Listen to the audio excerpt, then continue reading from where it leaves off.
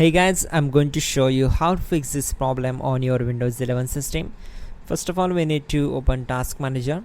So once we are here, click on Run New Task, then type here PowerShell.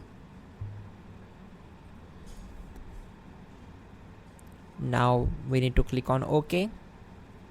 You can also check this box for the administrative privileges, then click on OK. Now we need to execute some commands here. First of all, close this window, and once we are here, type in sfc /scan now and hit enter to execute this command.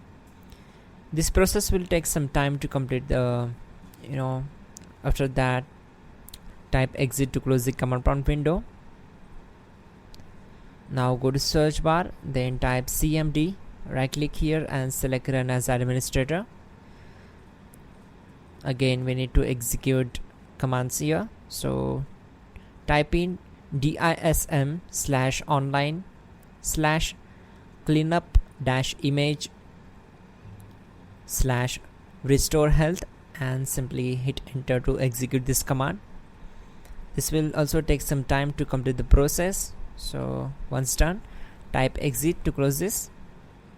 Now we need to open Task Manager, so right click on taskbar and select Task Manager. Once we are here, search for Windows Explorer, then just right click on it and click on End Task. Now you will see the changes. After that, click on Run New Task and simply type here explorer.exe, then click on OK. Once done, close this window and simply restart your system. That's it guys, your problem will be solved and you're good to go.